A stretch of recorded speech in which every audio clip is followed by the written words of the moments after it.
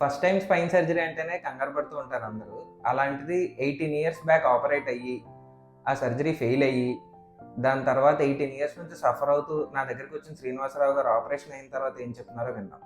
నేను మీ doctor Madhava Reddy, consultant orthopaedic spine surgeon, Kakinada. నేను మా ఫాదర్ శ్రీనివాసరావు, మాది వైజాగ్ నుంచి ఇప్పుడు కాకినాడ వచ్చాం మాధవరెడ్డి గారి డాక్టర్ దగ్గరికి.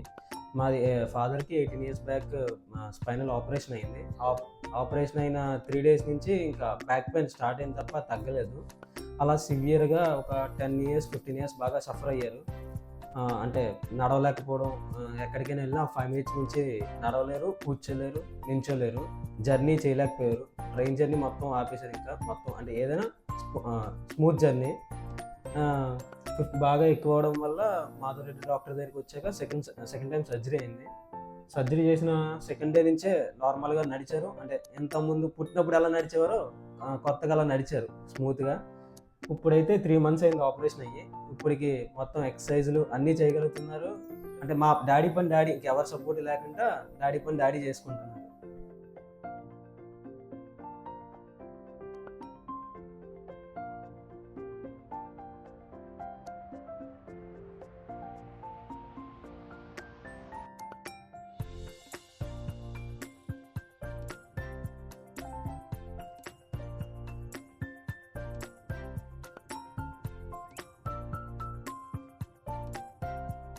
మేము డాక్టర్ గారికి థ్యాంక్ యూ చెప్తున్నాం.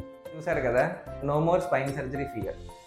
మీ రిలేటివ్స్లో కానీ మీకు తెలిసిన వాళ్ళలో కానీ స్పైన్ ప్రాబ్లమ్స్ ఉంటే ఈ వీడియోని తప్పకుండా షేర్ చేయండి. మీకు ఏమైనా డౌట్స్ ఉంటే కమెంట్ సెక్షన్లో కమెంట్ చేయండి. Thank you.